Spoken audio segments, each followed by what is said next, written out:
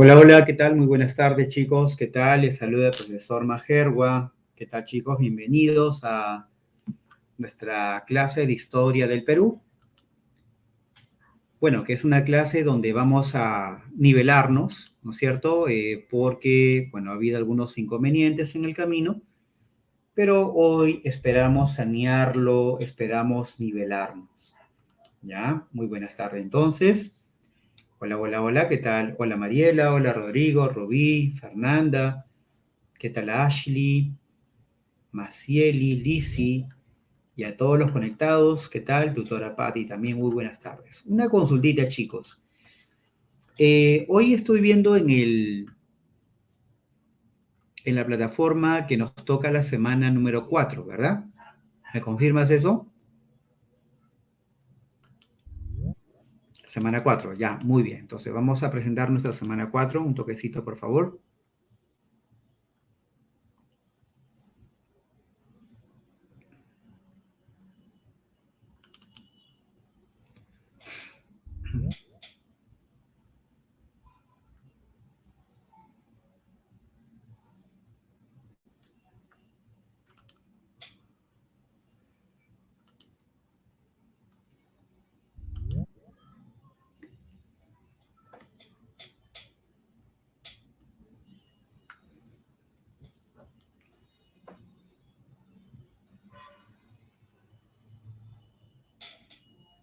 Ya, a ver un ratito. Vamos a compartir el material.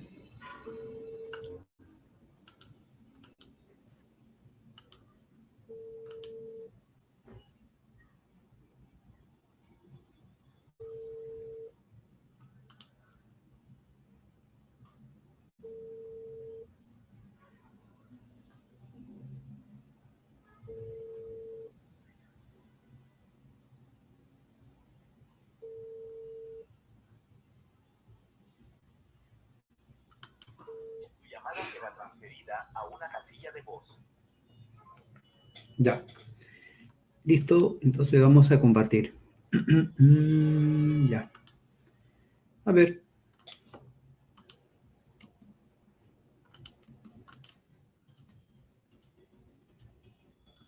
A ver.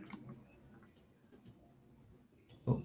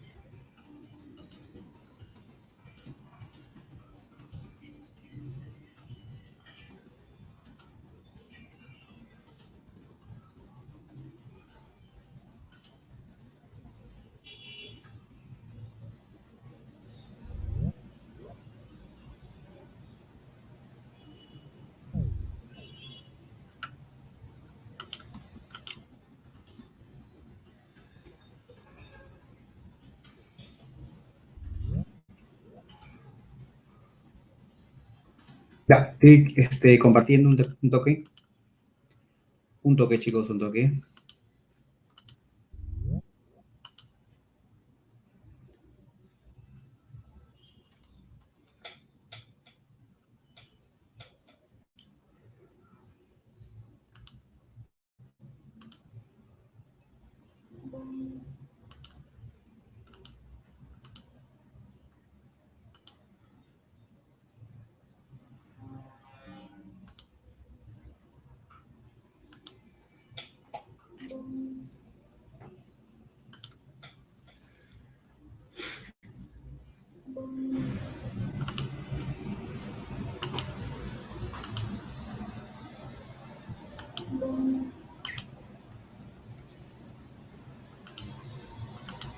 Ya, ahora sí. A ver, confírmame si estás viendo, por favor, el material.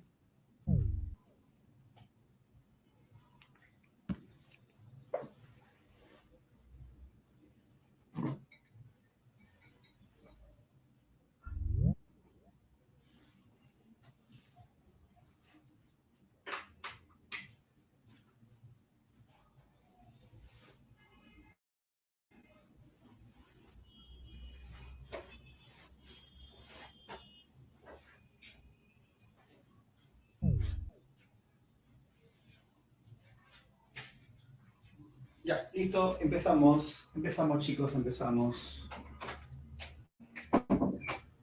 A ver, el tema de hoy, de nuestra semana 4, corresponde al tema de los incas, aspecto político y el origen.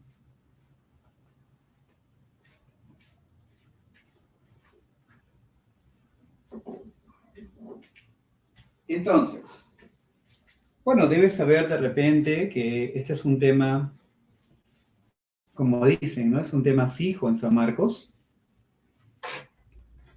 Casi siempre viene, bueno, para todos los bloques. Por eso es importante conocer este tema. Digamos que los incas es como el resumen de todas las culturas que se ha visto a lo largo del periodo prehispánico, ¿verdad? Entonces, ¿qué nombres recibe el imperio inca? Bueno, algunos lo llaman Segundo Imperio Andino. ¿De dónde viene ese concepto, chicos? ¿Quién pone ese concepto de imperio andino? Hay varios historiadores, ¿ya? Hay varios historiadores, pero uno de ellos es Luis Guillermo Lumbreras, ¿ya? Luis Guillermo Lumbreras. Ahora, sin embargo, también algunos historiadores suelen llamar a este imperio con el nombre de ¿qué? De Tahuantinsuyo. ¿Ya? Eso fue el caso, por ejemplo, ¿de quién? De la historiadora María Roustorowski.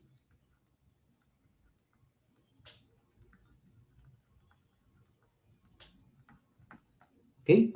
Para ella, los incas conformaron un Tahuantinsuyo, más no un imperio. Profe, ¿y la diferencia cuál es? Que el imperio hace asumir que fue un estado muy centralizado, en donde las provincias estaban plenamente controladas por la capital y que además las autoridades de provincias estaban sujetas o subordinadas a la voluntad, en este caso del inca o emperador. Ya, eso es lo que se asume cuando se habla de imperio. Pero cuando se habla del Tahuantinsuyo, la pregunta es, ¿qué significa el Tahuantinsuyo, chicos? 4 regiones unidas entre sí.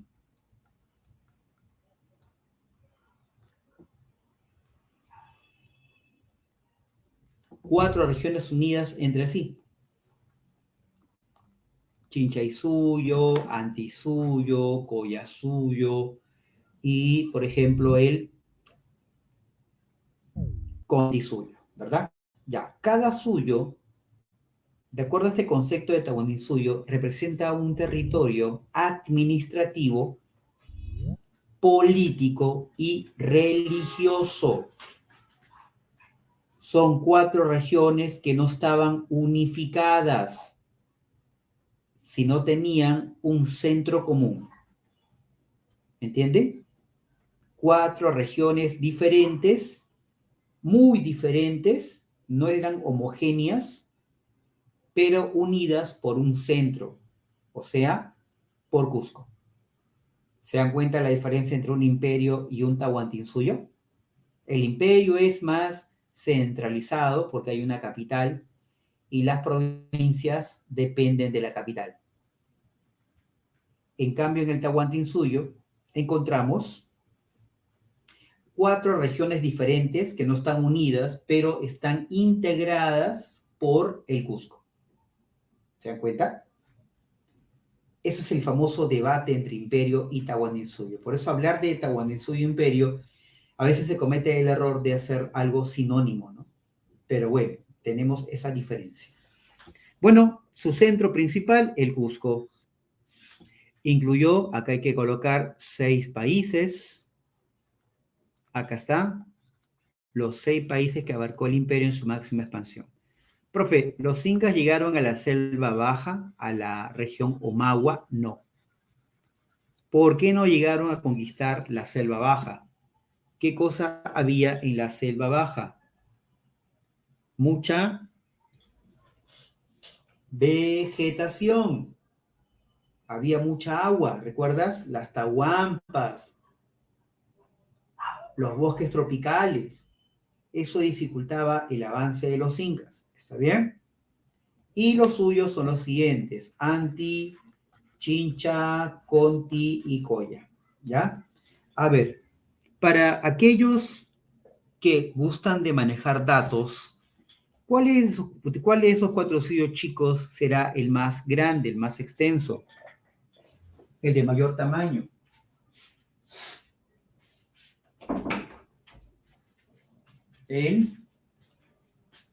Claro, el Collasuyo. Mientras que el Chinchaysuyo es el suyo más poblado, ¿ya? Es el suyo con mayor actividad económica, más comercio, y acá hay una pregunta de Admisión San Marcos. Si el Chinchaysuyo es una región de comercio, ¿cuál es el bien económico más comercializado y de alto valor para las ceremonias religiosas? Se vende, se compra, pero no en cantidades, sino en unidades, pero esa unidad es tan valiosa que lo utilizan en las actividades ceremoniales. ¿Nos referimos de qué? El famoso muyu. Claro, el muyu, el espóndilo, perfecto. ¿Ya? Ahí está. ¿Cómo se originan los incas?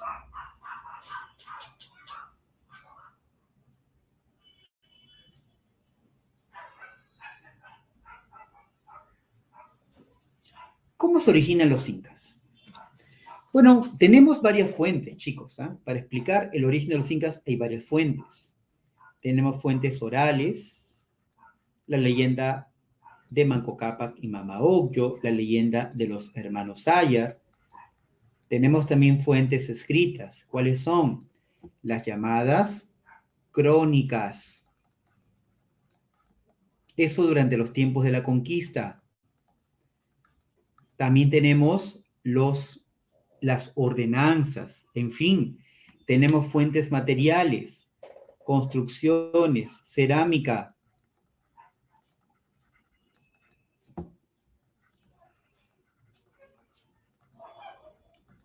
E incluso tenemos también el idioma. ¿Ok? A estas fuentes que aquí estoy identificando, para el caso de la sociedad andina, se le conoce como fuentes etnohistóricas.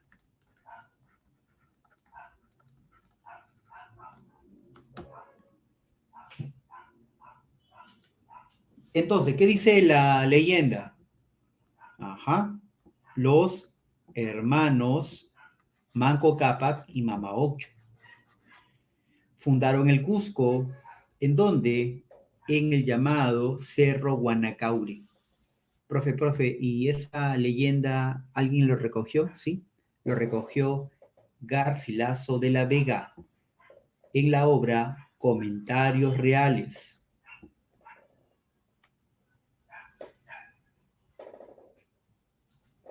Otra crónica que nos habla del origen de los incas es la de Suma y Narración de los Incas.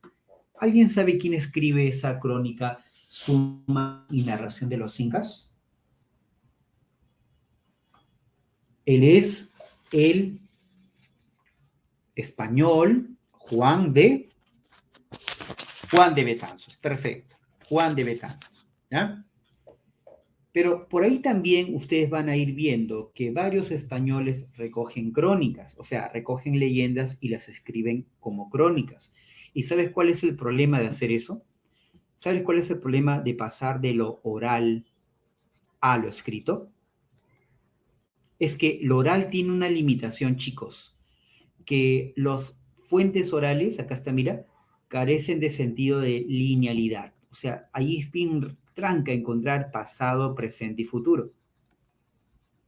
También no encuentran o no ponen en evidencia la claridad de los lugares. En una leyenda, en un mito, los lugares pueden ser hasta inventados. Como los españoles, para ellos esa información era la única verídica, la comenzaron a aceptar como si fuera verdadera. Y entonces los españoles quisieron, los cronistas españoles interpretaron esta narración como hechos históricos.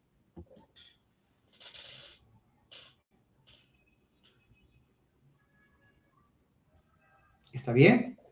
Hechos históricos.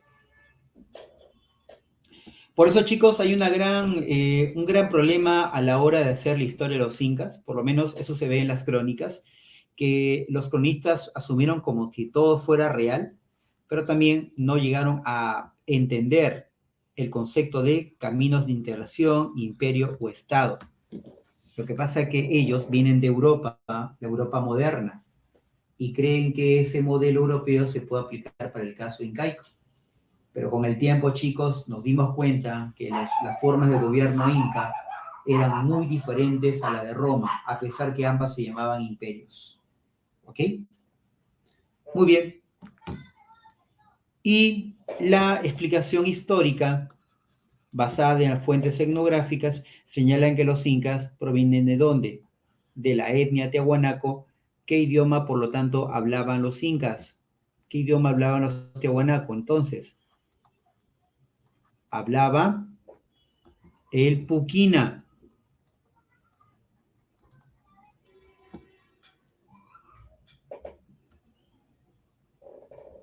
Y esa es la primera lengua de los incas provenientes de Tiahuanaco. ¿De acuerdo?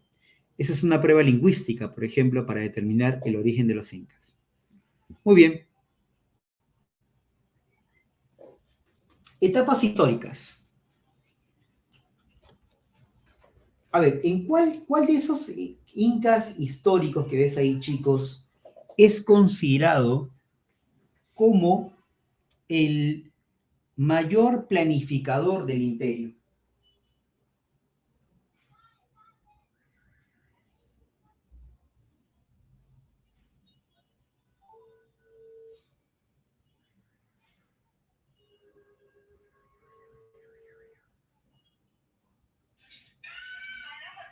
Amor, estoy en la casa, estoy dictando, tengo un salón dictado de 5 a 7. Si vienes nomás, pues acá, o me esperas. Sandra, Sandra, ¿me esperas? Sandra, aló, aló, aló, aló.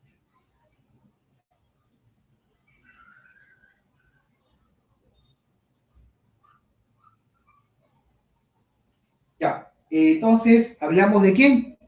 Pachacútec, el mayor planificador del imperio. Acá me pregunta Luis, profe, ¿había una otra explicación histórica? Lo que pasa que cuando los cronistas llegaron al mundo andino, la única fuente que recogieron ellos son las entrevistas o testimonios que les contaban la misma población a ellos. Como no había otro tipo de información, recuerda que el cronista pues no es arqueólogo, el cronista no es un lingüista, el cronista no es no sé, un antropólogo, ¿me entiende? El cronista solamente te escucha la información que recibe y escribe como si fuera verdadera, o sea, no se filtra. Y lo que sí hace el cronista para darle un sentido histórico a esas leyendas y mitos es darle el concepto de tiempo y espacio. Cuando a una narración le damos el concepto de tiempo y espacio, le estamos dando un carácter histórico, ¿te das cuenta? Por eso los hechos los interpretaron como si fueran hechos reales, ¿ya? Y claro, cuando uno lee las crónicas, chicos, por ejemplo, te pongo la crónica de uno para analizar, una crónica de Pedro Sarmiento de Gamboa, que San Marcos hizo la pregunta de admisión sobre él, Pedro Sarmiento de Gamboa. Este señor, por ejemplo, hablaba sobre el gobierno de los incas. ¿Y qué nombre le pone él a los incas? Lo llama como un tirano, ¿no es cierto? Los incas eran tiranos, que eran abusivos con la población, ¿ya? Obviamente, ¿por qué? Porque Gamboa, Sarmiento de Gamboa, había entrevistado a una población que odiaba a los incas. Y por eso lo toman como si fuera real esa narrativa. ¿Te das cuenta? Ellos no hacen filtros. Claro, posiblemente eran chancas o eran huancas, ¿me entienden? Por eso al Inca lo hablaban pésimo de él. Ya, eso es lo que termina siendo la crónica, ¿correcto? Por eso ahí me preguntabas si era otra explicación histórica. No, era la única que tenían a la mano.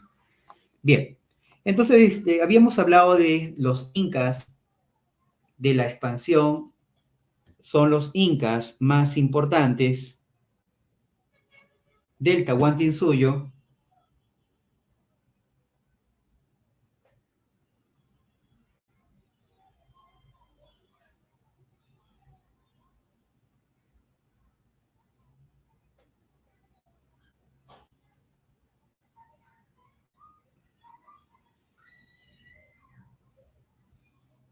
Y obviamente estos incas terminan siendo fundamentales porque el primero, Pachacute, planifica, organiza y funda el imperio a partir de la victoria frente a los chancas.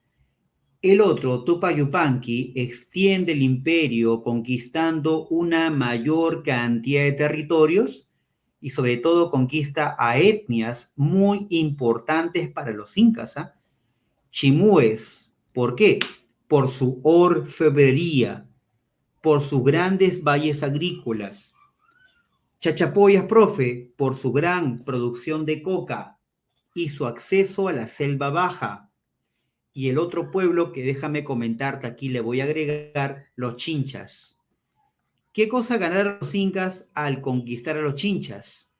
Ganaron a un pueblo experto, ganaron a un pueblo experto intercambiando productos de alto valor. Ejemplo, el muyu. Y con Huayna Cápac se logra la última conquista, la máxima expansión. No logró extenderse mucho más, chicos, porque muere con la viruela. Ya para ese momento estaban los españoles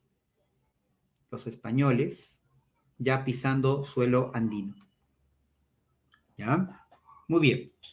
Ahora, los incas que nosotros escuchamos en la historia, que eran 13 incas, están separados en dos dinastías. Los Urin, corrección acá debe ser Urin. Déjame arreglar esto un ratito.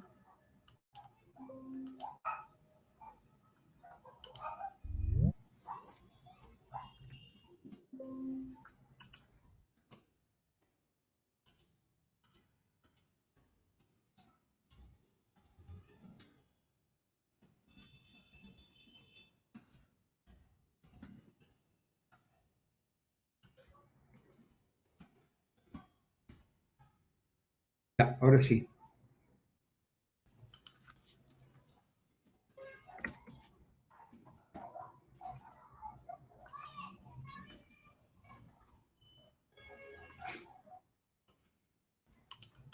Listo. Ahí está. Entonces, los incas más importantes están separados en dos, los incas Urin y los incas Hanan. En un inicio, los Urin tenían poder político, económico, religioso y militar. monopolizaban todo el poder. ¿Y por qué se le llama Urin, profe? Porque dice que ellos vivían en las partes bajas del Cusco. Recuerden, chicos, que cuando tú vives en zonas bajas, esas regiones son básicamente regiones ceremoniales. En cambio, cuando tus casas, tus viviendas, tus palacios están arriba, en el cerro, tiene fines militares. Vivir en la montaña, o mejor dicho, que un espacio de asentamiento ubicado en determinado lugar puede darte la información de que si ese lugar era militarizado o era religioso. Entonces, como estos primeros incas, Urin, que significa abajo, ya vivían justamente en las partes bajas del Cusco, esta gente va a tener una tendencia más religiosa o sacerdotal. ¿Ya? En cambio, los Hanan se encontraban en la parte alta. Hanan significa arriba. Estaban en las zonas muy cercanas a los cerros. Por eso que los Hanan tienen más una tendencia militarizado. ¿Ok? ¿Y quién hace este cambio, profe? ¿Quién hace ese cambio? ¿Quién hace el cambio para que los Hanan tengan poderes militares y los Urin pierdan ese poder militar que ha pasado a los Hanan? Ese cambio viene con este señor de aquí, Inca Roca, ¿ya? Él le quita a los Urin el poder político y religioso, ¿ya? Y Inca Roca le da finalmente a los Urin una sola función. Y a partir de aquí en adelante se van a dedicar solamente al aspecto religioso, las ceremonias, mientras que los Hanan se van a dedicar a lo militar, a lo político y a lo administrativo. Entonces, chicos, Inca Roca dice en la historia que le dice a los Urin, ustedes tendrán el derecho de elegir a un representante. Ese representante se llamó el Huillac Humo, algo así como un sacerdote. Mientras que los incas Hanan tendrán a su inca, o sea, el jefe militar que todos conocemos, el inca mismo. Por eso, chicos, en el imperio inca, en el Tahuantinsuyo, habían dos incas, un inca religioso y un inca militar. Pregunta, chicos, ¿cómo se le llama a esa vamos a llamar, a esa justificación, a esa propuesta ideológica, a esa creencia, ya, que plantea que deben haber dos gobiernos diferentes, pero a la vez complementarios? Chicos, ¿cómo se llama esa propuesta ideológica? ¿Eh? ¿Cómo se le llama?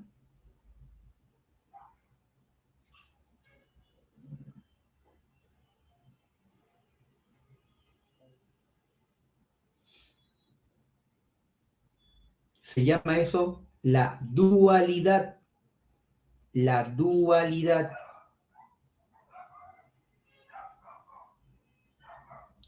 Ya, por eso que esa dualidad, ¿de dónde viene? Ah, ya, ¿qué es una dinastía, Andrea?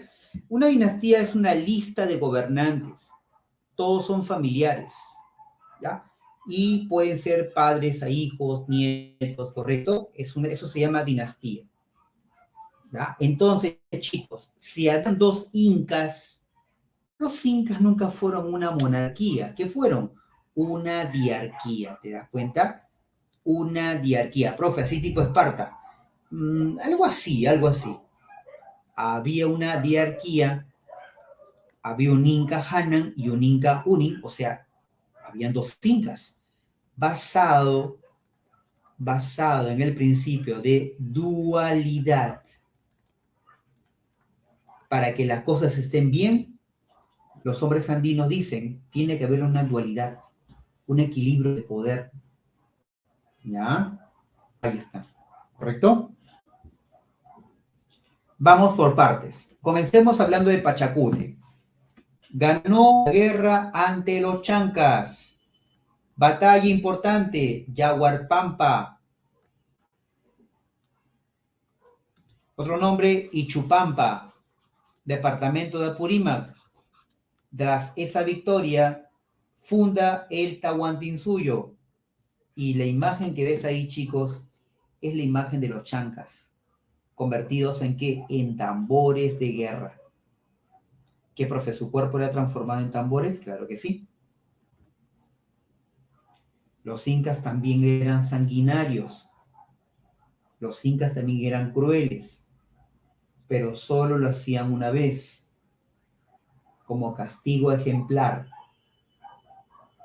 ¿Está bien? Castigo ejemplar.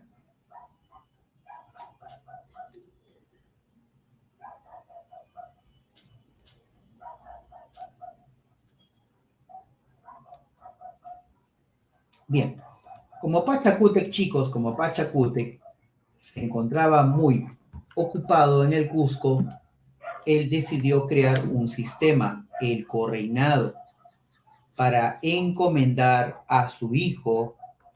A ver, para Pachacútec, ¿quién debe ser el futuro inca? ¿El más capaz o el primer hijo?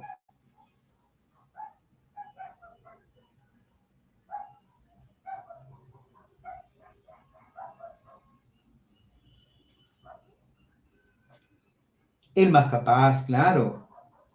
Entonces, mientras el padre gobierna en la ciudad, el hijo como general se encarga de extender los dominios. Entonces, de acuerdo a los investigadores, en la época de Pachacútec hubo tres grandes expansiones. La primera fase de expansión va a ser hacia el sur del Cusco. Sur del Cusco, exactamente en dónde? La meseta del Collao. ¿Ya? Pachacútec va a ir ahí. Y para eso Pachacútec va a unirse con un pueblo llamado los Collas para enfrentarse a quienes, a los Lupacas. Los Collas y los Lupacas eran pueblos aymaras, tenían rivalidades. Así que los incas aprovechan esa rivalidad y se juntan con los Collas. Y acá viene chicos la jugada de Pachacútec, ¿eh? Más, más importante. Si te quieres vencer a un enemigo, que son los Lupacas, ¿qué haces? Te unes con los enemigos de tu enemigo, ¿verdad? ¿Quién es el enemigo de mi enemigo? Mi aliado. Eso se llama la alianza política, ¿me entienden? Pachacútec hace alianzas políticas para derrotar a enemigos poderosos. ¿Qué te parece? Estrategia de los incas, ¿ah? Las alianzas políticas. Bien, vamos ahora con la segunda fase. La segunda fase de la expansión de Pachacútec, él no lo va a encabezar. Él no lo encabeza. Lo encabeza su hijo, el más capaz, Tupac Yupanqui. ¿Hacia dónde? La costa central, la costa sur primero, la costa central y esta zona peligrosísima para los incas, la zona norte. ¿Está bien? Cuando el ejército de Pachacútec entra a la costa sur, aquí los incas van a formar una alianza con la cultura cañete. Incas con la cultura cañete.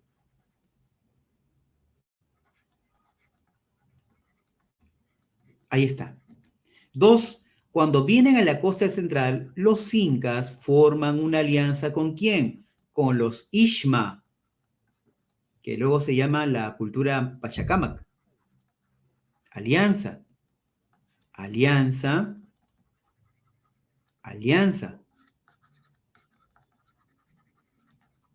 Ahora, en la costa norte, chicos, ya no estaban los Ishma, estaban los Chimúes.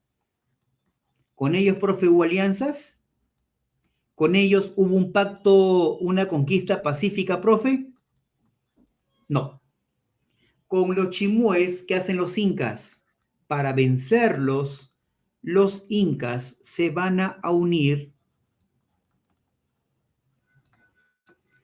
con los Ishma, con los Cañete, con los enemigos del enemigo inca, porque los Ishmas y los Chimúes no quieren verse las caras, ¿eh? Se han dado duro, chicos. Recuerda que la cultura Ishma dominaba hasta el río Chillón, del río Lurín hasta el río Chillón. Y es muy probable, chicos, que todos los centros arquitectónicos de Lima, de acá, distrito de Lima, casi todos en todo caso, son de esta época de la cultura Pachacama. Y cuéntale a las crónicas que los Ishma iban hasta más o menos la entrada de Comas, y en esa entradita, cerca del parque Sinchirroca, se agarraban a piedrazos los chimúes y los Ishma, chicos. ¿Qué, profe? A piedrazos, sí, chicos, al estilo sanmarquino, full piedra. Mazos, palas, porras, ¿me entienden? Ahí está. Y es así, chicos, es así que con la alianza ante los Ishma, solo así los incas vencen ¿a quién? A los chimúes. ¿Ven? Derrota Chimú. Finalmente, la última fase ya no la hace Pachacútec. ¿La hace quién? La hace su hijo Tupac Yupanqui. Derrotó a los Chachapoyas y logró las mayores conquistas. Mira, acá tienes el ejército inca.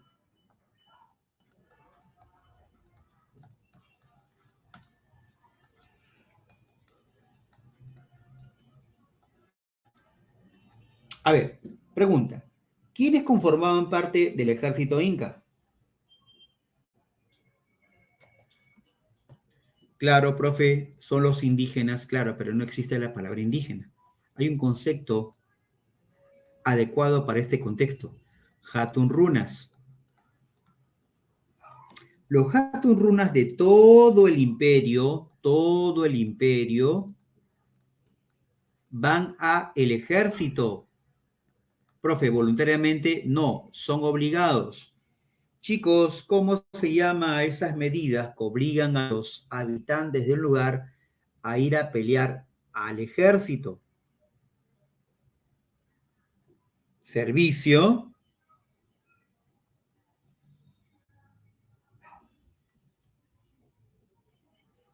militar obligatorio, claro. Así es. Servicio militar obligatorio. Ya está. Toda la gente iba a dar jatunrunas, ¿ah? Por ejemplo, los chimúes, los chachapoyas, los chancas, los cañaris, todos iban a dar su cuota al servicio militar. ¿Ya? Ahí está. Con Huayna Cápac, la máxima expansión, y con Huáscar, la guerra civil. ¿Está bien? La guerra civil. Ahora, dicen, chicos, que con Huayna Cápac él estaba más tiempo en el norte, que funda en el norte una ciudad tan poderosa como el Cusco, Tumibamba. Era una ciudad militar muy poderosa, al igual que el Cusco. La única diferencia, chicos, es que en el Cusco, quienes gobernaban cuando Huayna Cápac hacía campañas militares en el norte, la dinastía Urín.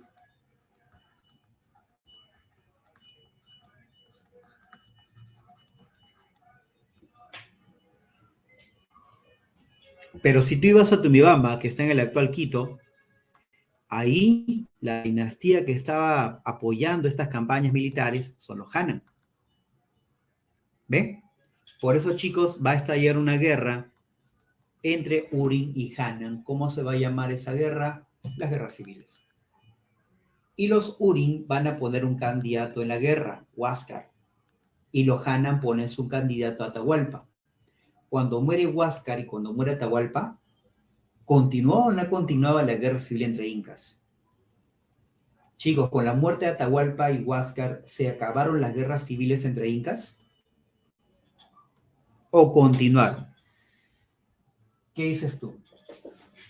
¿La rivalidad entre Uni y Hanan terminó cuando murió Huáscar y Atahualpa? Claro que no.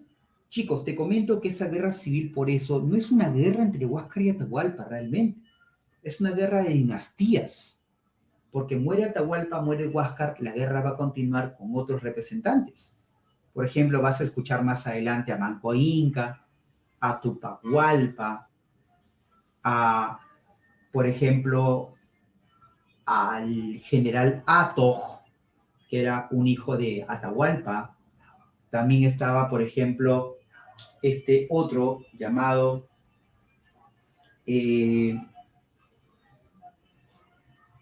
era también hijo de Atahualpa, enemigo de Manco Inca y Tupac Hualpa. Ambos eran hermanos o hijos de Huáscar, hermanos de Huáscar en todo caso.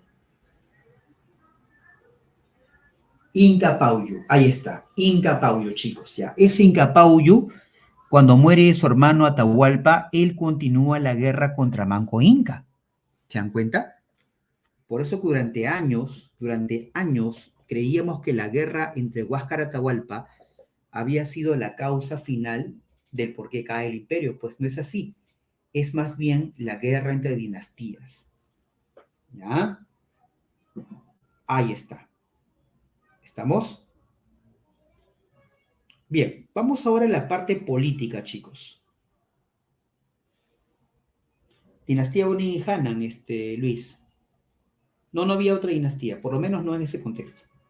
¿Habrá una tercera dinastía? No, porque la siguiente dinastía que se comenta en la historia del Perú se llamó dinastía de Vilcabamba.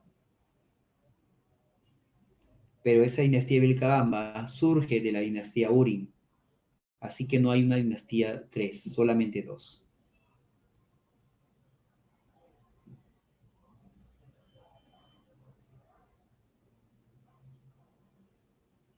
Bien, vamos ahora a la parte política, ¿ya? Bien, terminamos esta partecita y hacemos un pequeño paréntesis, chicos.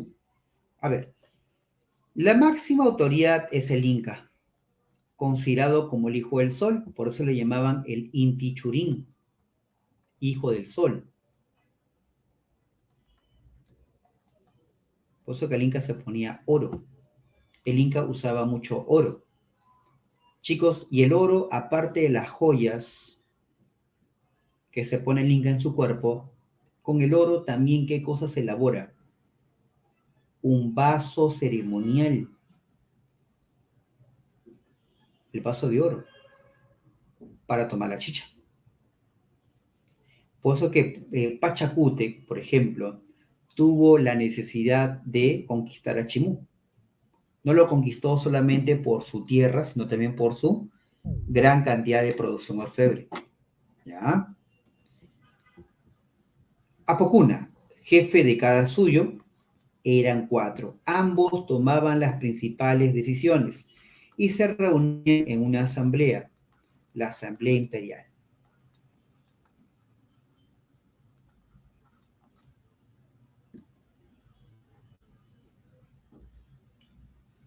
Luego tienes al Tapupunchic o Tocricut. Estas autoridades se encargaban de gobernar una provincia o un Huamani. Ellos son los que se acercaban a las autoridades locales y negociaban con ellos. ¿Quiénes son las autoridades locales? El llamado curaca, jefe de cada ayllu. ¿Ya? Y el ayllu, que es un conjunto de familias, cuenta con muchos miembros en su interior, ¿verdad? Es por ese motivo que los incas permiten que los curacas se mantengan en el poder, sabiendo que el curaca no era cusqueño, ni hablaba quechua muchas veces, tenía otros idiomas, pero el Estado inca los deja ahí en el poder, o sea, como el cargo de curaca. Y entonces cuando los incas conquistaban los territorios, inmediatamente tienen que negociar con los curacas. Entonces, al negociar con los curacas, el curaca se convierte en un nexo, ¿verdad? En un eje. ¿Entre quién? Entre el Ayu y el Inca propiamente, ¿no? Que representa al Estado. ¿Ya? Incluso, chicos, cuentan algunas crónicas que los incas rogaban, le pedían permiso a los ayllus y los curacas para que vayan a trabajar para el Estado. Eso te da pie a pensar que los curacas eran muy poderosos, ¿verdad? Ahora, profe, para mantener controlados a las autoridades de provincias, mientras más lejano es más peligroso para la capital, ¿a quién envía el Estado Inca para vigilar a estas autoridades? A los tucurricos, funcionarios encargados de observar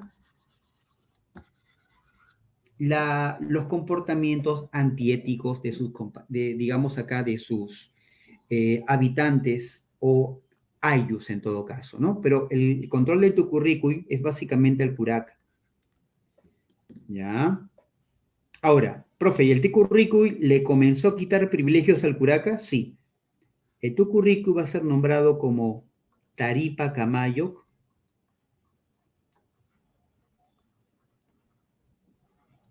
un juez, y Huarmicoco. Eso significa casamentero. Casamentero.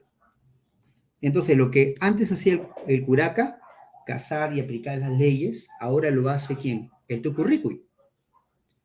O sea, profe, me está diciendo que debido a eso, los curacas están generando descontento contra la política imperial. Claro, porque mira, déjame decirte algo.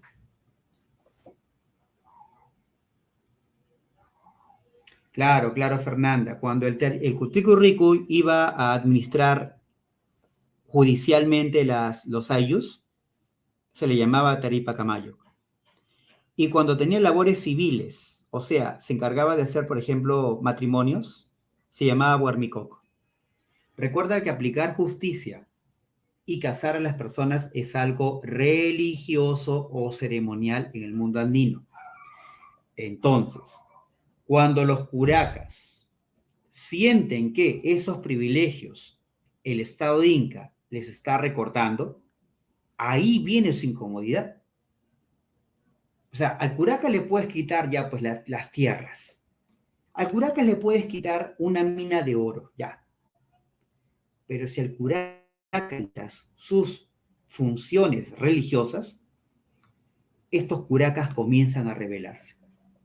Para el mundo andino, lo religioso es más importante que el oro, la plata u otro bien económico. ¿Entienden? Por eso los curacas, ya que le están quitando los privilegios ceremoniales, comienza a elevar su descontento.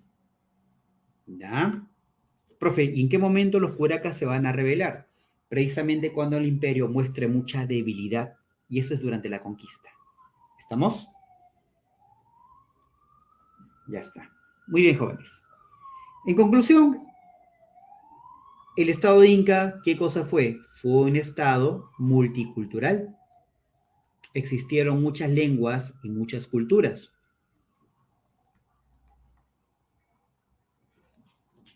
Un Estado multicultural.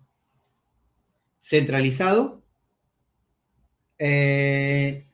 La centralización de los incas no se consolidó, ¿eh? Estuvo en proceso. Fue un proceso la idea de centralizar los territorios. ¿Ya? Por eso se dice, ¿no? ¿Cómo se califica mejor a la política imperial inca? Como una política que buscó la centralización, hubo esclavitud, porque ahí falta hablar de los piñas, y además, los piñas son los esclavos, ¿ya? Y además también fue un estado militarizado.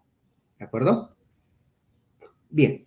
La otra partecita, chicos, vamos a verla en un momento, pero mientras tanto hacemos un paréntesis y regresamos de aquí dentro de unos 10 minutitos, ¿de acuerdo? ¿Te parece? Volvemos dentro de 10 minutitos para continuar la segunda parte.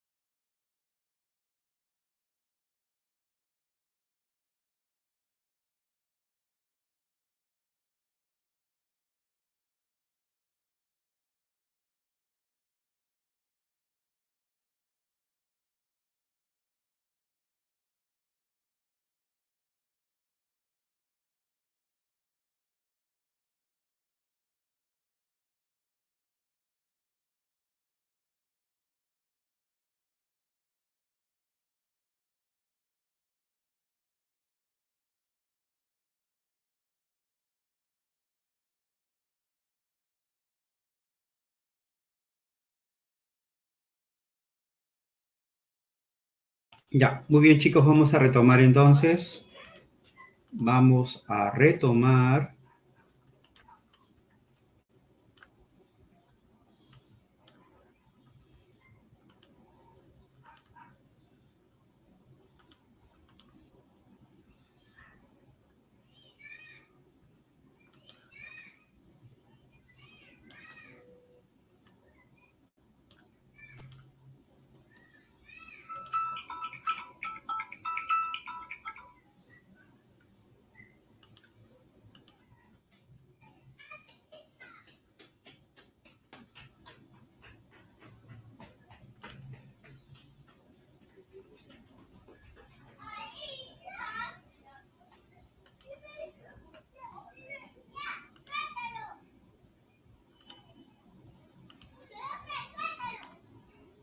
Ya, ahora sí, ¿me están escuchando chicos? ¿Me escuchan bien? ¿Están viendo las imágenes?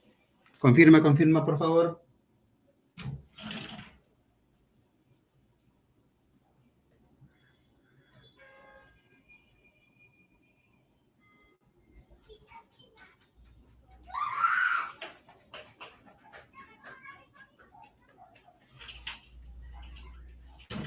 Ya, listos. Continuamos. Estamos entonces viendo a nivel general la estructura política de los incas. Habíamos hablado del Sapa Inca como máxima autoridad, ¿ya? El Auqui termina siendo el llamado sucesor del imperio, ¿ok? Mira, desde los tiempos de Manco Cápac ya se menciona que ya había una suerte de elegido por los incas, es decir, el sucesor, pero el que lo va a convertir en una institución, en una regla, en una ley, va a ser Pachacute. Cuando él instaura este sistema en el que gobierna el Inca y el Auqui, esto va a terminar llamándose con este nombre, el correinado. ¿Ya? ¿Basado en qué principio, chicos? En que debe haber dos elementos complementarios. ¿Qué principio es el que rige en el correinado? El principio de dualidad. ¿Está bien? Un inca sucesor y un inca legítimo o reconocido. Ahora, recuerden que estas autoridades, el Sapa Inca y el Auqui, son parte de la dinastía Hanan. Sin embargo, los Urin también tenían su Inca, ¿recuerdan? Ese es el famoso Huillacumo, encargado de dirigir las principales ceremonias del imperio. Y la principal ceremonia del imperio termina llamándose el Inti Raymi, asimismo el Capac Raymi. En el Capac Raymi era la fiesta donde se coronaba al Auqui. Y mira quién lo coronaba. ¿Sabes quién es él? El Huillacum. Entonces, chicos, las dos ceremonias más importantes para que los incas sean legitimados, sean reconocidos como gobernadores, eran las siguientes. Uno, la elección del sucesor, la elección del Auqui. Y dos, la coronación de ese Sapa Inca por parte de un miembro de los Urin Cusco. ¿Correcto? Si es que ese Inca que llegaba al poder era coronado por el Huillac Humo y además reconocido como sucesor por los Hanan, esas dos ceremonias generaban lo que llamamos en la historia la legitimación del poder de los incas. Ahora, profe, ¿qué pasaba si un Huillac Humo no coronaba por X motivos y los Hanan no reconocían al sucesor? ¿Sabes por qué cosa provocaba eso? Una guerra civil. ¿Ven? Entonces, esas ceremonias se hacían para evitar las guerras civiles en el imperio. ¿Se dan cuenta? Los incas no conocían, pues chicos, democracia, ¿no? transición del poder, ¿no? O sea, ellos conocían esas ceremonias. La ceremonia de elección del Auqui y la coronación de los incas en el Capac Reino. Eso era la base para que tengamos un imperio o un estado inca estable, organizado. Lo otro era la guerra civil. ¿Está bien? Está bien. Vamos ahora con las siguientes autoridades. Tenemos el Apocuna, que es el jefe de cada suyo. Se reunía con el Inca en el llamado Consejo Imperial. Algunos llamaban este consejo con otro nombre, lo llamaban el Tahuantinsuyo Camachic. Bueno, Tahuantinsuyo se entiende por la reunión de los cuatro suyos. Y Camachic, profe, Camachic significa asamblea. Asamblea imperial o asamblea del imperio. Ahí el Inca y los Apocuna, que eran a la vez sus hermanos de sangre. Estos eran hermanos de sangre, eran parte de una familia de sangre, la nobleza de sangre, tomaban las principales decisiones. Ahora, ¿cómo llegaba ese mensaje, chicos, del Cusco a las provincias? ¿Cómo llegaba? ¿Cómo llegaban las decisiones que se tomaban acá? Las decisiones que se tomaban acá, ¿cómo llegaban a las provincias? ¿Quién enviaba los mensajes? Los chasquis. Claro, en el Cusco estaban los chasquis. El Inca decía, chasqui, ven acá. Lleva este mensaje al Apocuna de Lima. Sí, mi Inca. ¡Pum! Salía corriendo. Profe, ¿y en dónde guardaba la información? Chicos, ¿en dónde se guardaba esa información? Porque el chasqui tiene una memoria frágil, pues, ¿no? ¿Dónde guardaba la información el Estado Inca? En los quipus. Los quipus. Profe, ¿y quién se encargaba de elaborar los quipus? Fácil, el quipu Camayoc. Mira, hasta ahí, ¿cuántos funcionarios te estoy comentando? El Inca, el Apocuna, el Chasqui, digamos, el quipu Camayoc. Luego, es que no tenían lenguaje escrito, Rodrigo. Lo guardaban ahí con ciertos símbolos. Bueno, en realidad el quipu eran nudos, ¿no? Algunos dicen que esos nudos eran así como una criptoescritura, una escritura oculta, dicen, ¿no?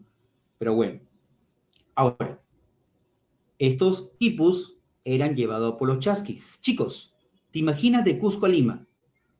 El chasqui se va a cansar, ¿sí o no? Llega la noche. ¿Y en dónde va a dormir el chasqui? En los caminos hay un lugar llamado tambo. ¿Quién maneja el tambo? El tambo Camayoc. Allá, ¿de qué trataba el Inti Raymi Luis? Era la fiesta del sol. Ahí comenzaba el año agrícola para los incas. Ya, entonces llegaba el chasqui al tambo. El tambo Camayo le decía, muy bien, chasqui, a ver, mira, vas a pasar la noche aquí. Ya, acá tienes comida, acá tienes bebida, acá tienes para cambiar tus zapatos, acá tienes hojotas, eran las hojotas, chicos. Amanecía y el chasqui seguía corriendo. Para que ese camino funcione bien, porque tú sabes que los caminos a veces tienen huecos, ¿sí o no? ¿Quién se encargaba de planificar o conservar los caminos? Esos caminos se llamaban los Capagñán. Entonces, ¿cómo llamaremos a la autoridad de los Capagñán? Fácil, los Capagñán Camayoc. ¿Ven? El chasqui llegaba acá a Lima y acá en Lima había un quipu Camayoc que descifraba el quipu y recién le pasaba la información al Apunchi, gobernador de provincia. Quiero que me entiendas que yo te he mencionado todas las autoridades para decirte esto. El imperio inca era burocrático. Había muchos funcionarios, ¿verdad? ¿Te das cuenta? Había una burocratización y todos cumplían su chamba. Había una burocracia eficiente. que manejaba recursos naturales y recursos humanos. Si yo te digo Chasquis, te digo Capac Ñanca Mayoc, te digo Tambo Camayoc, son personas, son seres humanos, son recursos humanos. ¿Y de qué se sostienen ellos, chicos? Cada una de esas autoridades, ¿qué cosa el Inca les da? ¿Qué le da el Inca a cada uno de ellos? Le da coca, le da muyu, le da también su chicha de jora de alta calidad, le da su ropa fina, ¿te das cuenta? Recursos naturales. Y acá viene la pregunta de examen admisión de San Marcos. ¿Por qué el imperio inca era tan eficiente? ¿Por qué el imperio inca era tan eficiente? Porque contaba con una burocracia que se encargaba de la administración de recursos naturales y humanos en el imperio. ¿Te das cuenta? ¿Por qué creen que los incas, chicos, a cada rato construían tambos, capacñán, colcas? ¿Te das cuenta? Esa es la base para sostener el imperio, la administración de recursos. ¿Estamos? Muy bien, profe. Llegó la información a las provincias. Ahí tenemos el Apunchic. Tenemos el Apunchic, chicos. Ahora, este Apunchic, llamado como Tocricut. No confundas con Tucurricu, ¿ya? Este es el Tocricut. El Tucurricu está por acá. Todavía él no aparece. Entonces, el Apunchic o Tocricut conversaban con el Curaca. Y le decía, mira, Curaca, el Inca ha ordenado que acá, en esta región, se hagan caminos, tambos y colcas. El Curaca decía, muy bien, ya, yo lo hago, pero necesito recursos. Mañana estarán acá en Lima coca, charqui, maíz y todo lo que requieras. ¿Ya? Y el Curaca comenzaba la obra. Le pedía el ayu y el ayu, todo el ayu iba a la obra del Estado. Mira, hasta ahí me quedo un ratito, me quedo ahí. Hay una pregunta de Mariela que dice, profe, ¿y la diferencia entre un tambo y una colca? Ya, el tambo lo vas a encontrar siempre en los caminos, donde son los caminos Capacñam.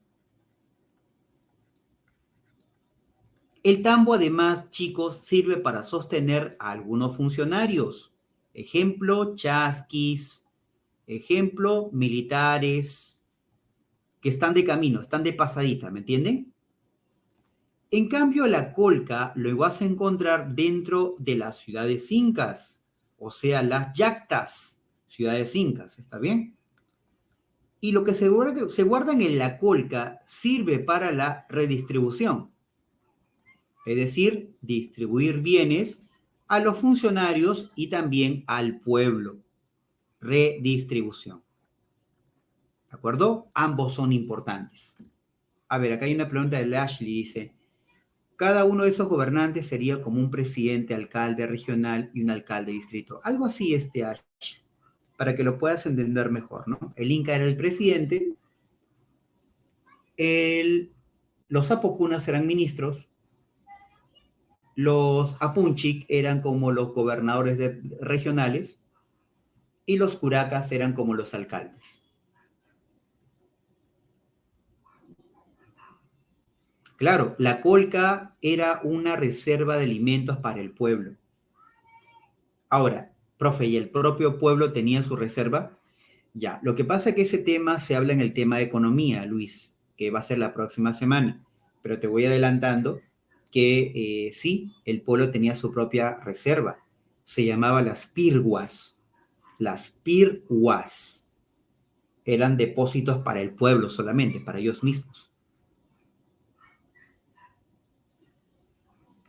Ah, ya, si los incas eran socialistas, mira, primero que el socialismo surge del capitalismo. Marx, el que habla de esto, recuerden chicos, dice que el socialismo surge del capitalismo. ¿Qué significa eso? Que para que los incas sean socialistas, en el mundo andino hubo capitalismo antes de los españoles. O sea, por simple lógica, no se puede afirmar, no sean malos, pues chicos, ¿no? Como antes de los incas va a haber capitalismo, pues sea Huari, Tiahuanaco, no sean malos, pues, ¿no? ¿Ya? Claro, los incas rojos, dicen, al contrario, los incas eran explotadores, chicos, ¿eh? Los incas aparentaban ser buena gente, ¿no? Paternalistas, pero te obligaban a trabajar hasta que quedaras cansadazo, ¿ah? Te explotaban los incas, ¿ah? Claro, aparentaban que no era explotación, pues chicos, porque el trabajo era turnado, ¿me entienden? O sea, te explotaban cierto tiempo, pero después te dejaban descansar y otra vez te explotaban. Eso se llamaba la mita, pues chicos, se llamaba la mita. Y para que tú no sientas el trabajo pesado, explotador, ¿qué te ponían los incas cuando trabajaban? Te ponían tu música. ¿Ven? Te hacían trabajar con tu papá, tu mamá y tus hermanos. Una explotación se llama explotación sutil, Ashley. Entonces tú, cuando ibas a trabajar, tú no pensabas, oye, estoy trabajando acá, no veo a mis hijos, no veo a mi papá, no veo a mis hermanos. No, es que trabajabas con ellos, que así no los extrañabas. Era un trabajo colectivo, familiar. Y para rematar, cuando trabajabas, los incas te daban tu rica bebida, te daban tu rica bebida, te daban tu chicha. Te decían, emborráchate, hijo, emborráchate, emborráchate, come todo lo que quieras, pero mañana vas a trabajar. Ah, esa era la jugada. Claro, trabajaban felices, entre comillas, pues, ¿no? Claro que sí, ¿ya? No vayas a creer, pues, que la gente campesina del Imperio Incaico, chicos, estaba feliz, alegre, todo era armonía. No, la gente quería rebelarse, pero rebelarse también era un suicidio, ¿sí o no? Porque si tú te rebelabas contra el Estado Inca, ¿sabes? El Inca no te mataba, o sea, no mataba a tu pueblo, desterraba a la población a otro lugar, los desterraba. Eso se llama mitimaes. Y si te seguías rebelando, ya te esclavizaban. Eso se llama ser piña, piñape. Y el piña rebelde perdía lo más valioso que tenía. No era la libertad, era ya no vivir en la comunidad. El piña iba a trabajar solo, sin su familia, fuera de su comunidad. Además, perdía a su esposa. Y la esposa también era convertida ¿en qué? En una piña, solo que esta piña, que era la esposa del piña, no hacía trabajo físico, hacía trabajo sexual. Eran prostitutas del Estado Inca. El Estado Inca tomaba un pequeño porcentaje de mujeres de los pueblos y las transformaba en prostitutas estatales, las mitahuarmis. Habían pequeños prostíbulos en los tambos. Ahora, y profe, ¿quién tomaba ese servicio sexual? Solo los militares. Solo militares. ¿Ya? Profe, y para que no se confunda una mujer mitahuarmi con una mujer que no era mitahuarmi, ¿cuál era la diferencia? A las mitahuarmis le cortaban el cabello. Eran peladas, peladitas. ¿Ya? Y solamente era para militares. ¿Saben para qué es eso? Para que cuando vayan los militares a una campaña militar, los militares incas no violen mujeres. Para eso están las mitahuarmis. Si un soldado inca viola mujeres, los terminan desterrando. ¿Ya? Por eso que los incas cuidaban bastante a la población que iban a conquistar. Toda grandeza tiene un costo, no se olviden. Toda grandeza, si quiere ser grande, grande, grande, tiene que haber un costo siempre. Nada es gratis y fácil. ¿Ok? Esa es la historia también. ¿Ya, chicos? Bien. Entonces, chicos, así eran los incas, pues, chicos. Por eso los incas tienen varias formas de entenderlos, ¿no? Paternalistas, algunos lo llaman a los incas como explotadores, tienen varias características por ahí. Bien, entonces chicos, el curaca le decía a su comunidad, a su ayu, muchachos, nos toca hacer trabajo para el Estado, nos toca la mitad. Oiga, Curaca, ¿y el Inca nos va a dar coca? Es una promesa que el Inca nos ha hecho. Curaca, ¿qué más nos va a dar el Inca? Maíz de primera calidad. Y la población trabajaba en la mitad. Terminaba la chamba y el Inca de las colcas sacaba productos y le decía al Curaca, Curaca, tú reparte a tu pueblo. Y el Curaca repartía los productos. Profe, ¿y por qué el Inca permitía que el Curaca reparta los productos y no el Inca lo hacía directamente, digamos? Porque en el mundo andino, chicos, el que reparte productos tiene prestigio.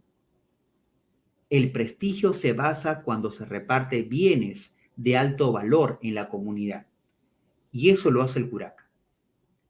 Por eso es que el Curaca estaba a favor de ser partícipe de las obras públicas del Estado, ¿verdad? Por eso que el Curaca termina siendo ¿qué? Palabra clave que nunca te olvides, el nexo. Nexo, Estado, comunidad. ¿Está bien? Nexo.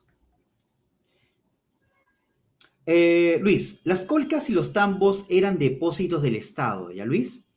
Solo que esos depósitos, en el caso de las colcas solamente, lo destinaban para el pueblo y para los funcionarios. ¿Ya? Era para fines de repartir bienes para el pueblo, siempre y cuando hacía la mitad el pueblo, y también para los funcionarios. ¿Está bien, Luis? En cambio, el tambo era solamente para los funcionarios, chasquis militares, etcétera.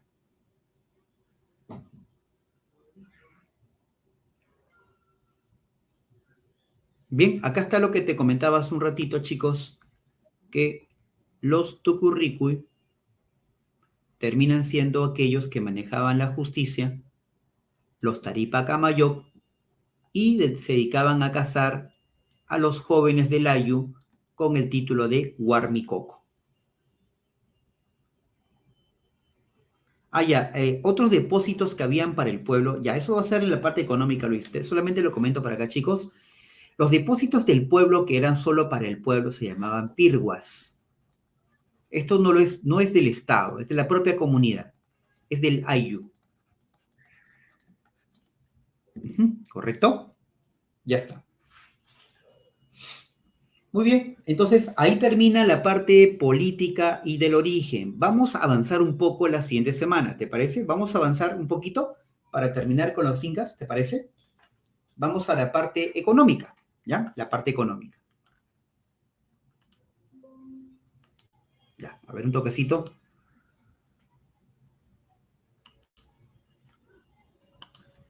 Vamos, entonces ya nos nivelamos con la semana 4, vamos a adelantarnos con la semana 5. Terminamos un pedacito de esto y nos vamos a las preguntas, ¿ya?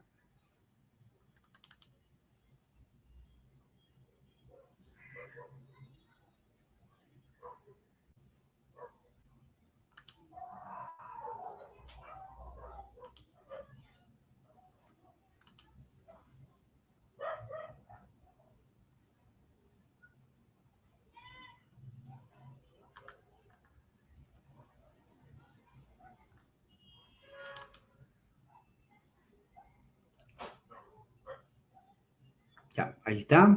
Vamos a compartir.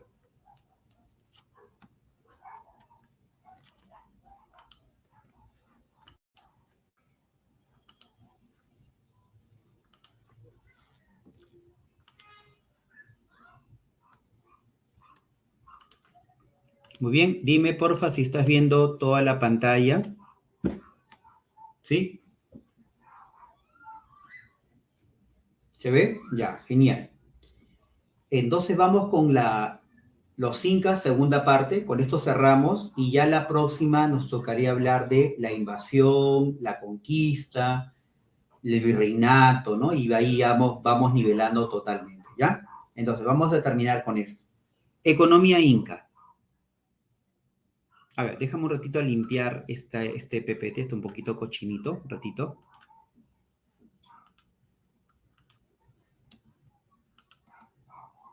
Dame por favor unos 30 segunditos. Mientras de repente vas revisando tu material de la semana 4 y 5, tus preguntas en todo caso.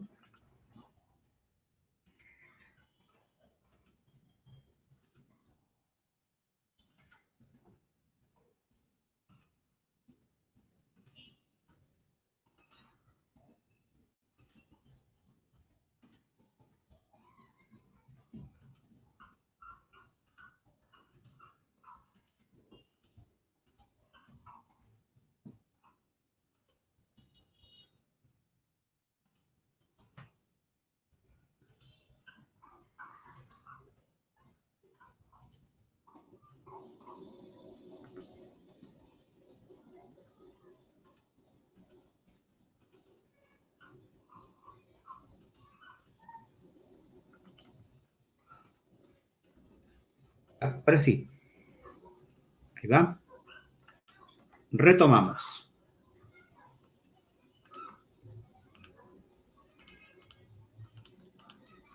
Ya, ahora sí, vamos. Vamos con la parte de la economía y la cultura inca, ¿sí? Muy bien. Empecemos señalando que la base económica y social del imperio incaico es el ayu. ¿Ya? Recuerda que el ayu es el conjunto de familias. Pueden ser 10 familias hasta 5.000 familias. Siempre en base 10 están organizados en el sistema decimal. Profe, ¿puede haber 51 familias en el ayu? No. ¿Pueden haber 103 familias en el ayu? No. Tiene que haber una base decimal. ¿Por qué, chicos? Base 10. Porque es un número fácilmente trabajado. Se puede trabajar mejor con números en base 10, ¿verdad? En cambio, trabajos con 101, 102, 104 son números primos, muy complicados. Los incas son pragmáticos, ¿sí? Son bien pragmáticos. Entonces, ¿qué pasaría, profe, si yo en un ayu encuentro 108 familias? Allá, a esas 8 familias restantes, ¿qué hago? Las saco y busco un lugar donde haya 92 familias. Y ahí las coloco. Tenemos 100 y tenemos por acá 100. Listo. ¿Cómo se llaman estas familias que salen de un ayu para irse a otro? Mitimaes. Ahí está.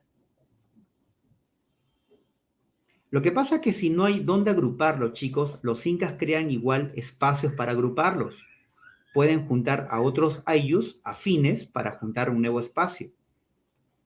Por eso que, chicos, los incas siempre están viendo todo, dentro del imperio. Profe, si el imperio es grande, profe, abarca casi 6 países, ¿cómo los incas sabían tanta información de su imperio? Es que, como te decía, tenían una gran burocracia. Recuerda que todo el imperio está visitado a cada rato por Tucurricuy. Ellos recogen la información, elaboran el informe, lo llevan al Cusco y los incas toman una decisión. ¿Te das cuenta? Por eso que el Tucurricuy era fundamental en la organización administrativa del imperio. ¿Ah? Fundamental. ¿Ah? Recorría todo el imperio, no se olviden. ¿Ah? No era cualquier persona, solamente el que ve, el que sabe. Ese pata sabía administración, contabilidad, matemática. ¿Ven? ¿Ok? No solamente miraba y, digamos, comentaba. O sea, el hombre sabía bien manejar su chamba. Lo que pasa, chicos, que todas estas autoridades incas no son cualquier persona, pues chicos, son personas que se han preparado. ¿Dónde se han preparado, profe? En una escuela de alto nivel. ¿Cómo se llama esa escuela que vamos a ver al final? Yachayhuasi. Yachayhuasi, ¿no? Tiene mucho nivel académico. ¿Eh? Bien. La máxima autoridad del Ayu, el curaca. Profe, y cuando había una guerra, el curaca llamaba a un líder militar del pueblo, Sinchi, que lo reemplazaba en tiempos de guerra. Terminaba la guerra, el curaca volvía a ser nuevamente la autoridad.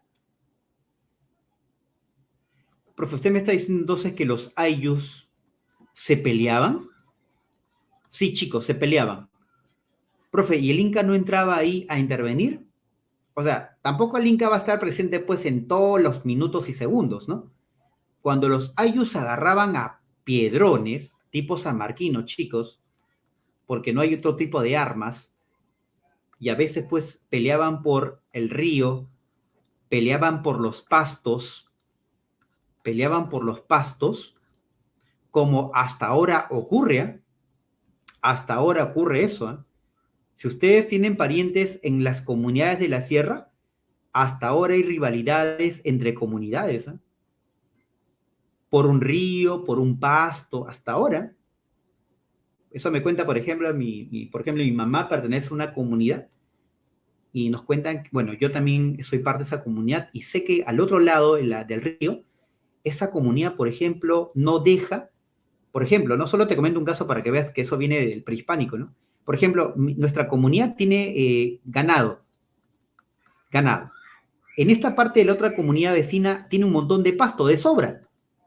Y cuando nuestra comunidad lleva ganado acá, la otra comunidad nos vota. No, no, no, no, no. Este es nuestra comunidad, ustedes tienen su tierra. Y como a veces ocurre estos problemas, terminan en conflictos. Chicos, pregunta, ¿qué autoridad incaica llega ahí para resolver conflictos sociales con el título de Taripa Camayoc? ¿Te acuerdas? ¿Quién es esa autoridad? Él. Muy bien, señores, excelente, ¿ven? ¿El Takutaku? No, Ashil, ¿cómo que Takutaku? El Tucurricuy, claro. Takutaku, ¿viste? Takutaku. Ya, el Tucurrico, ¿te das cuenta? Ya, yo sé, Ashil, yo sé que se escapó, ya no solo te estoy vacilando, ¿no? Ahí está. Ya, chicos, entonces, el Sinchi, mira, se justifica la presencia del Chinchi porque hay conflictos entre comunidades. ¿Se dan cuenta? Ahí está. La presencia del Taripa nos hace pensar que el Estado inca estaba presente en cada rincón del imperio. ¿Ok? Conjunto de ayllus, Huamán, o llamado como Huamani. ¿Y quién gobierna un Huamani? Lo gobierna el Apocuna. ¿Cuál es el nombre de la Apocuna? Tocricut. No confundas con Tocurrico. Este es el Tocricut. ¿Correcto? Gobierna un Huamani o gobierna una provincia. ¿Ya? Listo. Un bien económico importante era la tierra. Vamos, ¿de quién era la propiedad de la tierra? Solo el Estado. El Estado es el único dueño de la tierra. Cuando los incas te conquistan, tu tierra, que era parte de tus antepasados, pasa a los incas. Pero los incas no te quitan la tierra, te la devuelven, te la reparten. ¿Y qué te dicen? Comunidad, Ayu, te reparto la tierra para que tú puedas sacarle provecho. O sea, se reparte la tierra no en calidad de propiedad privada para la comunidad, sino en calidad de ¿qué? Usufructo. ¿Qué es eso? Simplemente sacar provecho de la tierra que el Estado Inca te da. Y todo lo que tú saques de la tierra con tu trabajo es tuyo. Si el Estado Inca te da la tierra y tú produces de esa tierra papa, esa papa es tuya, el Estado no te la quita. Ese maíz es tuyo, el Estado no te la quita, porque es parte de tu usufructo, de tu trabajo, tu esfuerzo. ¿Ok? Pero la tierra sí es del Estado. ¿Entienden? Ahora, las tierras se repartían de dos maneras, como tierras comunales para toda la comunidad y tierras para los recién casados. ¿De acuerdo? Ahora, cuando se reparte la tierra como comunidad de uso común, esa tierra se llama tierras comunales. Y cuando se reparte para las familias que recién se casan, esas tierras se llaman como topos. A propósito, ¿a qué edad se casaban los muchachos para formar una familia? por lo menos a la edad de 15, 16 años. Profe, ¿era legal? Por supuesto, la familia lo avalaba y el Estado Inca también. Chicos, ¿por qué tener matrimonio tan joven? Para tener más hijos. ¿Sí?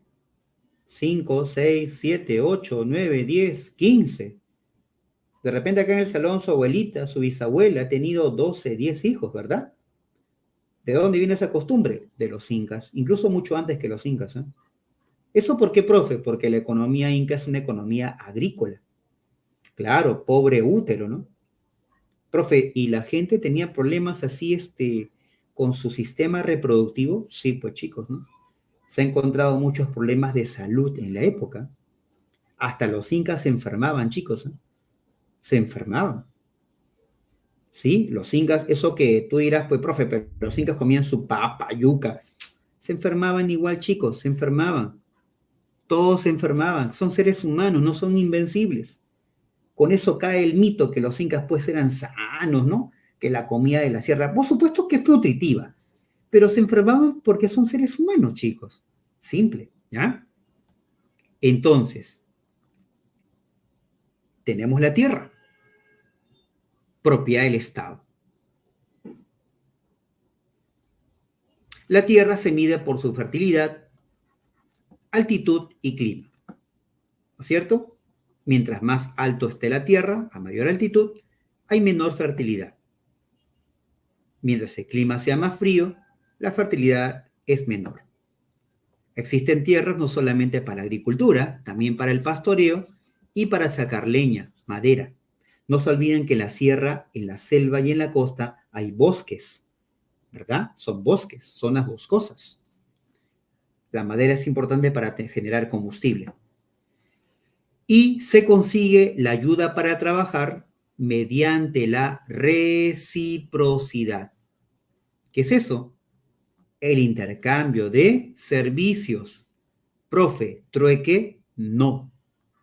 El trueque es el intercambio de productos, sin moneda. Este es un intercambio de servicios. ¿Sabe qué cosa intercambian las personas? Intercambian fuerza de work. ¿Qué es eso de work? Trabajo. ¿El trabajo es o no es un servicio? Claro que es un servicio, ¿verdad? Ya está. Profe, ¿quiénes pueden hacer reciprocidad? Hay muchas combinaciones. Puede hacerlo, chicos, pueblo con pueblo, pueblo y pueblo. Lo puede hacer también, chicos, pueblo-estado, pueblo y estado. Y también lo puede hacer entre el estado. El Inca y el Curaca también pueden hacer reciprocidad. Tienen diferentes modalidades. Por eso tú vas a escuchar reciprocidad simétrica y asimétrica. ¿De acuerdo? Dependiendo qué reciprocidad, ahí vas a ver protagonistas. Claro, muy bien, Mariela. Simétrica y asimétrica. Ahorita vamos a ese detalle. Pero quiero que entiendas que la reciprocidad, si yo coloco aquí una pirámide social, chicos, nobleza, pueblo, yo puedo decir que la reciprocidad fue ¿qué cosa? Transversal a todos los grupos sociales. Todos utilizaban la reciprocidad. Fue transversal a los sectores sociales del imperio. ¿De acuerdo? Ahorita vamos a detallar eso de la simétrica y la simétrica, en dónde había más explotación y en dónde había acumulación. ¿Está bien? Así es, muy bien Fernanda, con tu adelanto de idea. En la reciprocidad simétrica, donde se ayudaban familias con familias, de pueblo con pueblo, no había explotación y no había acumulación por un lado ni por el otro. Simplemente era ayudar en fuerza de trabajo. ¿Ya? En la simétrica se hay explotación y se hay acumulación. ¿Ok? Ahorita vamos a ese detalle. Ahí está.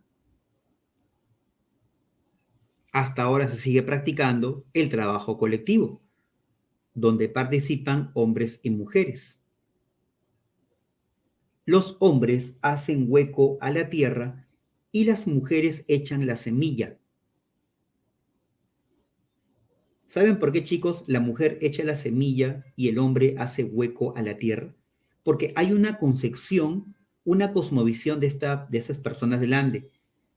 Se dice, chicos, que lo femenino es complementario a lo femenino. Lo femenino y lo femenino se llevan bien. Lo femenino y lo masculino no se llevan tan bien. Por eso que la mama pacha, la tierra, recibe de las manos de las mamitas la semilla. Cuando eso ocurre, dice las tradiciones, la cosmovisión andina, que la mama pacha genera ricos alimentos, rica papa, rico choclo. Eso porque las mamitas tienen una buena mano. Ellas se encargan, por lo tanto, de recoger las cosechas. En cambio, cuando los hombres colocan la semilla y recogen las cosechas, son pésimas. Les va muy mal. Por eso que ellos respetan las costumbres. Hasta ahora se mantiene esa relación. ¿Ok? Es un trabajo complementario. Entonces, ¿cuáles son los principios de la economía minca? Primero, ¿qué cosa es un principio? Un principio es una regla que se cumple para todos los casos. Son dos, la reciprocidad y la redistribución. Recuerda que la economía inca no conocía el tema del mercado y el tema de la moneda. Entonces, ¿cómo circulaban los bienes y servicios? Mediante la reciprocidad y la redistribución. ¿De acuerdo? Esto se llamaría la reciprocidad. Mira lo que se intercambia, servicios. Y aquí vemos la redistribución. ¿Qué cosas se intercambia acá, chicos? Se intercambia servicios y se intercambian a cambio bienes. Bienes y servicios. Servicio, profe, a fuerza de trabajo. Bienes, profesor, coca, maíz, entre otros. ¿Ya? Ahí está. Por eso que el verdadero flujo de bienes y servicios es la redistribución, más que la reciprocidad. ¿Está bien? Claro. ¿Y hay alguna relación, profe, entre reciprocidad y redistribución? Claro que sí. La reciprocidad, digamos, en su caso asimétrico, está dentro de la redistribución. ¿Sí? La reciprocidad en su versión asimétrica está dentro de la redistribución. Es parte de la redistribución. ¿Sí? ¿Correcto? La reciprocidad asimétrica guía la redistribución.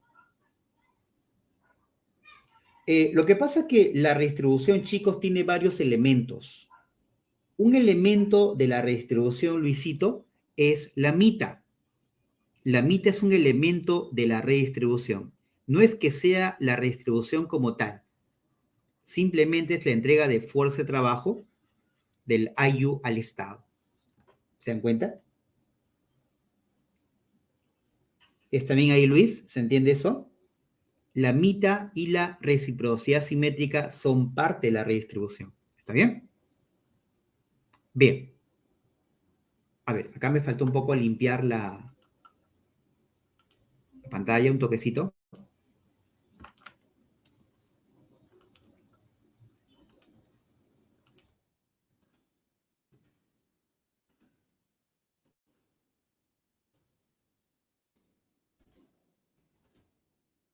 Ya, entonces, vamos terminando, nos falta poquito ya.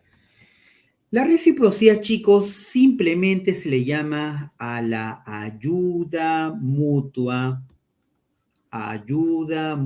en su concepción más elemental, ayuda mutua entre miembros, entre personas, ¿ya? ¿Qué cosas se intercambia? ¿Qué cosas se ayuda uno a la otra? Servicios, fuerza de trabajo. Si tú dabas ayuda, automáticamente tenías que recibir ayuda. Por eso que es una suerte de principio que guía los intercambios. Es por eso la reciprocidad es, digamos, hay una suerte de intercambio mutuo, por eso se llama, de fuerza de trabajo.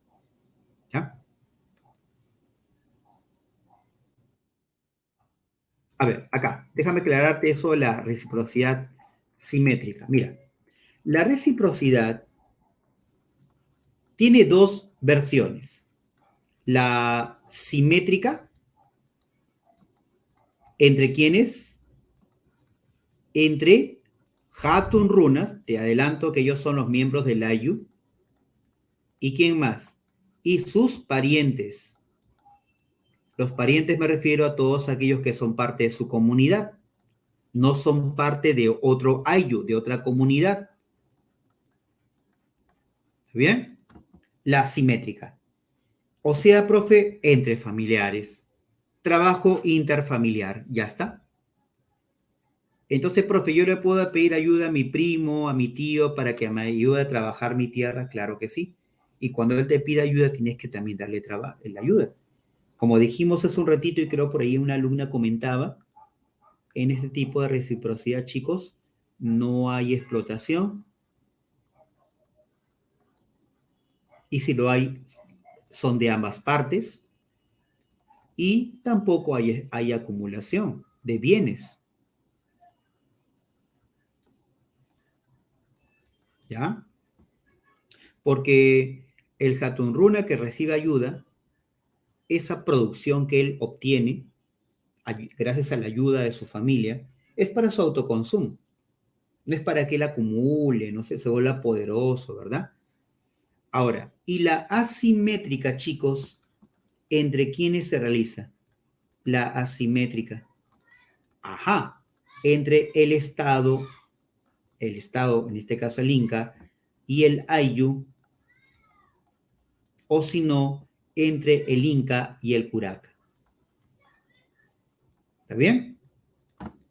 O si no, entre el Curaca y el Ayllu. A ver, profe, arme todo eso, profe, armemos un esquema con eso. Te lo armo por aquí, mira.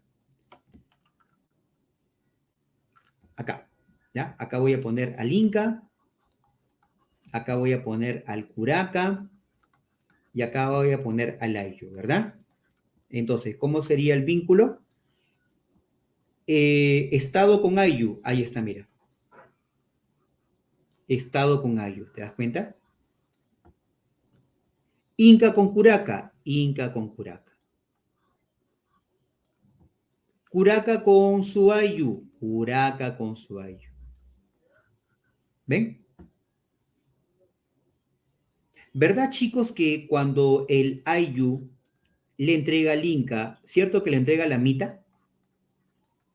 Fuerza de trabajo, ¿verdad? ¿Y qué devuelve el Inca al Ayllu? Bienes. ¿Te das cuenta? Y entre el Inca y Curaca, profe, allá, el Inca le da el Curaca, perdón, le da a Inca, por ejemplo, fuerza de trabajo, pero ojo, no es que el Curaca va a trabajar para el Inca, sino que esa fuerza de trabajo viene de su comunidad. De acá, mira, esta flechita. Y a cambio, ¿qué hace el Inca con el Curaca? ¿Qué le dice? Oye, Curaca, tú reparte los bienes que te doy a tu comunidad para que ganes prestigio. ¿Ven? Y entonces en la simétrica te das cuenta, si el Ayllu entrega 100, ¿cuánto le devuelve el Inca al Ayllu? 20. ¿Qué significa eso, profe? Que ese 80 el Inca se lo acumula. Hay acumulación. Imagínate que el Ayllu pues ha trabajado en las tierras del Inca y han producido miles y miles de choclos de alta calidad. Un porcentaje pequeño le entrega a la comunidad, pero el resto, chicos, el Estado Inca, ¿dónde lo guarda? ¿Dónde guarda lo acumulado por el Estado, chicos? En los tambos y las colcas. Ajá, claro. A ver, acá dice Fernanda, dice, simétrica no existe explotación ni acumulación económica, hay ni ayuda mutua entre miembros del Ayllu, Chunca, trabajo de emergencia, ya, ¿sí? Sí, está bien tu enunciado, Fernanda. Si es escrito por tu propia puño y letra, está bien, está correcto. Va acá, ya. Ahora, también dijimos que en la simétrica hay explotación, ¿ah? Porque chicos, todo lo que ¿te acuerdas que te comenté cómo el Estado Inca te explotaba con la música, te ponía a tu familia a tu costado? Ya, pues, esa es la mita. La mita es un trabajo de explotación. ¿Ven?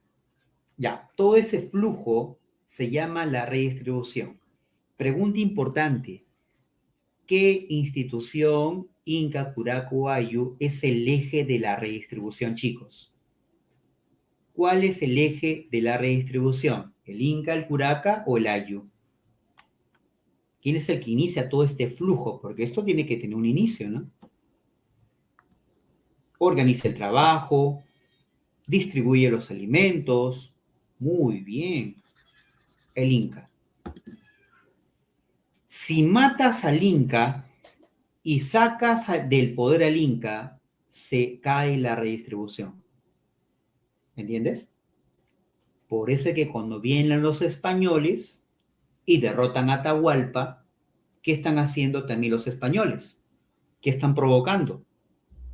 ¿El auge o la crisis de la redistribución? Claro, muy bien, Rodrigo, muy bien, chicos. Por eso que la crisis de la redistribución es una consecuencia de la conquista. No es una causa, no es una causa. ¿Está bien? Por eso que cuando leemos a los cronistas, ¿qué decían ellos? Cuando llegaron los españoles, había una pelea política grande, pero la economía inca estaba bien. La economía inca seguía funcionando tranquilamente. Más bien cuando la conquista se consolida, la economía inca, los principios incas comienzan a colapsar. ¿Está bien? Listo. Entonces vamos aquí, la redistribución. En conclusión, ¿qué cosa es la redistribución? Supone una jerarquía porque está el Estado, es algo vertical. El Inca retribuye a los ayllus con bienes. A ver, ¿qué tipo de bienes reparte el Inca? ¿Ah? ¿Bienes nutricionales? Sí. Cuéntame, por favor, ¿cuál es el bien nutricional que el Inca reparte con la redistribución? ¿Cuál es el bien nutricional? ¿Ah? Es un producto completo, ¿ah? Tiene carbohidratos, tiene lípidos y también tiene proteínas. El muyo no, pues chicos, ¿cómo vas a comer el muyo? ¿Cómo va a ser el muyo para comer? Dice nutricional. ¿Cómo vas a comer una concha? La papa tiene carbohidratos. Hay uno que tiene, es más completo. Carbohidratos, lípidos, proteínas. Quinoa no. Quinoa supongo que no tiene lípidos, pero lo que se comenta es esto de aquí. El maíz. El maíz. Bienes nutricionales. También se reparte, chicos, bienes rituales también, ¿ah? ¿Qué bien ritual se reparte? Es una hoja sagrada. ¿Recuerdas? La coca. Claro, la coca. ¿Te das cuenta? Por ahí también un poco de muyu, pero estos son los bienes que se reparten en la redistribución. Ahí está. Profe, ¿y los ayllus pueden cultivar la coca? No, chicos. La coca es una planta del Estado. Solo el Estado cultiva la coca en el imperio. Las plantaciones de coca, los cocales son del Estado. ¿Sabes para qué, chicos? Para que ese monopolio de la coca permita al Estado luego repartirla como un bien sagrado. Es como, por ejemplo, imagínate en tiempos del COVID, el oxígeno sea del Estado. Y como estamos en crisis, el Estado nos reparte full oxígeno. ¿Ven? Y así acrecienta su poder, ¿te das cuenta? El monopolio de la coca genera mayor poder al Estado. Inca. Muy bien. Vamos con lo último. Las tierras de tres tipos de la comunidad del Inca y del Sol. La tierra era repartida para el Hatun Runa y se podía repartir la tierra bajo las siguientes modalidades. Suponte que esta es la tierra, ¿ya? Esta es la tierra de la comunidad, o llamada como tierras del Ayllu. Esta tierra de aquí serán para los recién casados. ¿Cómo llamamos cada lotecito, cada parcelita o lote? Topo. Pero también el Inca reparte a la comunidad tierras como comunidad, no como recién casados. ¿Ya? No le voy a poner división porque es una tierra para todos, es una tierra en conjunto. Esto se llama Sapsi. Sapsi. ¿Sí?